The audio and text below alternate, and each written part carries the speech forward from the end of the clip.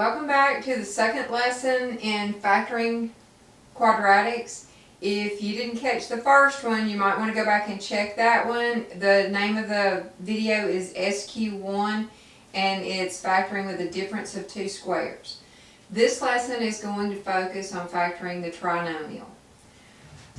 There are two kinds of trinomial and they are called the a equals 1 and the a greater than 1. What does that mean? When we have a standard form of quadratic expressions, and this is what it looks like, ax squared plus bx plus c. And that means the coefficient of this leading term is a. It relates to a. So if we look at these two trinomials, these two different trinomials, the only difference between the two is the existence of this leading coefficient. This is a 3. It's greater than 1, so this would be an a greater than 1. Now this trinomial doesn't have anything here, it's the understood 1, so this would be a trinomial of the form a equals 1. This video is going to show you how to factor this kind.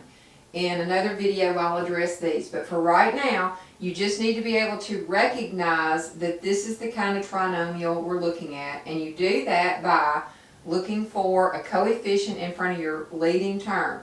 Now you have to look at that exponent because if they're in a different order, like if the 7x had been over here, you might think it wasn't 1. So make sure that your expression has the terms in descending order according to exponents. Then you can look at your leading coefficient. Okay, so let's factor. Here's our first problem. Now some people refer to this as unfoiling. You are unfoiling, as in the FOIL method. So when you used the FOIL method, you took two binomials and you multiplied them together and you came up with a trinomial. Now we're taking a trinomial and we're going to factor it back into those two binomials. So let's keep in mind what our goal is. We want to fill in these two sets of parentheses. Now when I fold these together, or if I fold these together, if I multiplied these two first terms to get this first term here, what would I multiply together to get x squared? Well, that would be x times x. That wasn't hard. Now we need the sign in here. Are they plus signs or minus signs?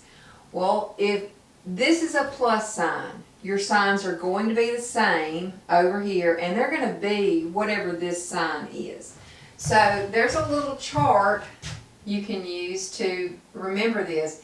If this is a plus sign and this is a plus sign, your signs are going to be the same, and they're going to be whatever this is. Now, if that was a minus, then you'd have minus and minus. If this second sign is a minus sign, if the sign right here is a minus, you're going to have one of each, and it doesn't matter what this sign is, and it doesn't matter where you put them over here to start with. So I could either have a minus or a plus here, and I'll get a plus minus here or a minus plus, either way. Okay? So keep this in mind. Now, following the chart, since this is a plus, I'm going to have a plus and a plus. All I have to do is find these two last terms. I have to be able to multiply them together to get 10 and add them together to get 7. So let's just make a list of our possibilities first. These are the possibilities. These are the factors of 10. This is what I would multiply together to get 10. 1 times 10, 2 times 5. That's all my choices. So I've just eliminated all the other numbers in the world. Now I'm going to pick the pair that adds up to give me the middle term, and that's the 2 and the 5. I'll put these in here. Okay, and if you're finished. If you wanted to check it, you could use the FOIL method on this, and you will get this trinomial back. Okay, let's work some more problems. Okay, here's another problem. I see the trinomial. I'm analyzing it. Do I have a coefficient in front of my first term? No, I do not. So I get to use this, what I call the easy method, because this is the easy way. When I factor this, I know I'm going to wind up with two binomials.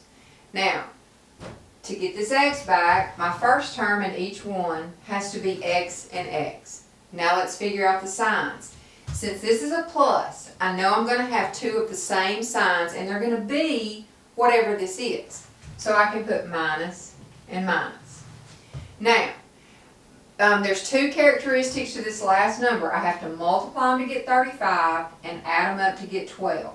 So when I do this, I'm going to make a chart into 35. Now remember, a negative times a negative is a positive. And since I need to add them together to get a negative, actually both of these numbers are going to be negative. So I've got negative 1 times negative 35. And 2 won't go, 3 won't go, 4 won't go. Negative 5 times negative 7. At this point, it would flip around and start going 7 times 5. So I can stop here. I want to find the pair that adds up to give me this middle term.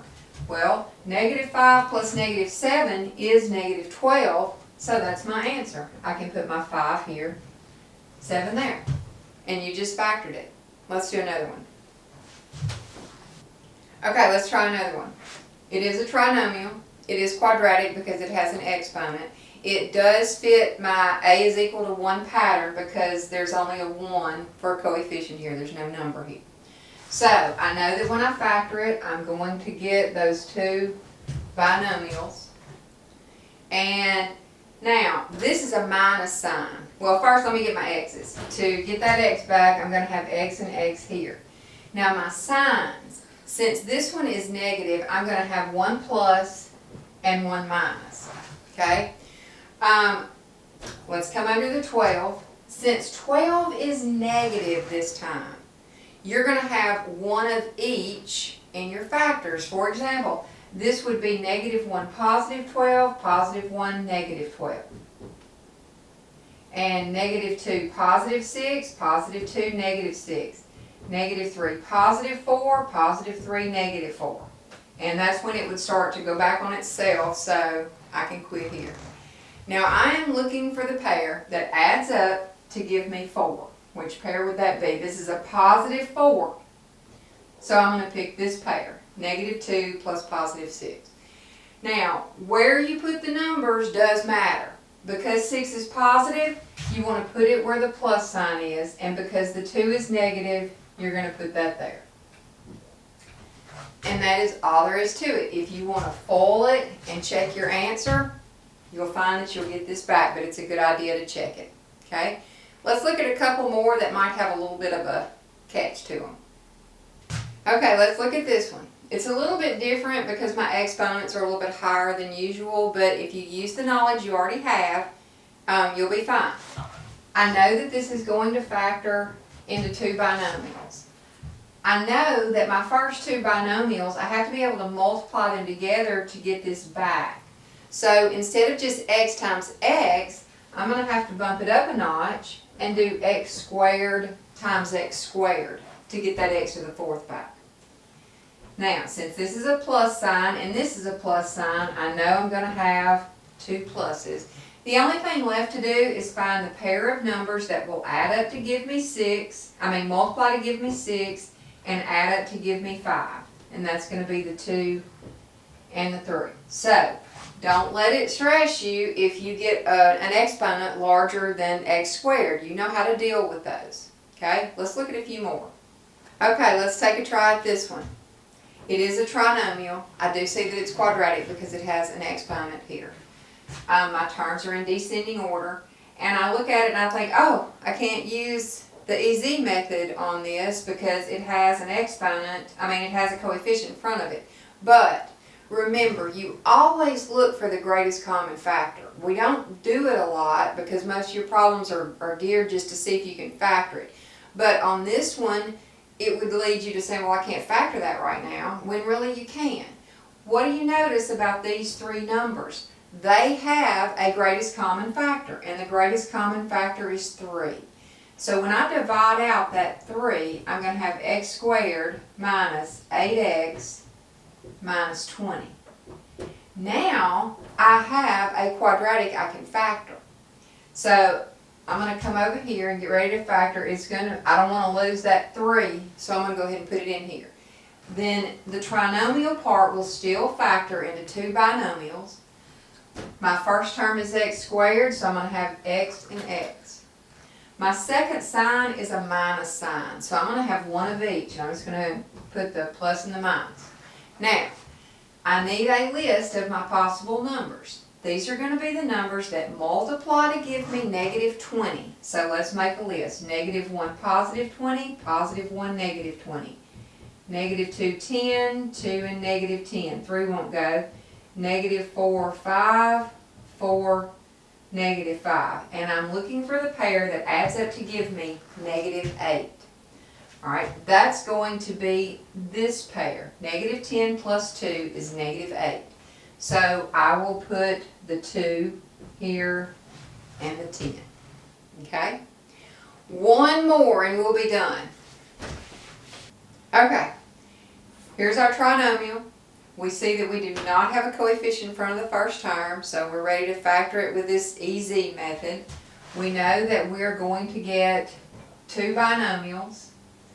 Put our x and our x. Alright, let's check the signs. This is a plus sign, and this is a plus sign, so I'm going to have one of each. Now, let's make a chart under 10. 1 times 10, 2 times 5. These are my pairs. Which of these pairs adds up to give us the middle term?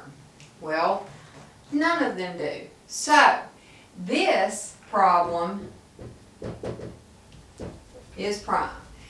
This is why it's so important to make sure that you go in order. Go down the numbers and make sure that you get all the factors, because if there's not a pair of factors that add up to give you this middle term, then your trinomial is prime. But you don't want to call it prime because you were just going through your list willy-nilly and you missed one. So make sure you go in order making your chart, and then if there's not a pair, you just have a prime quadratic.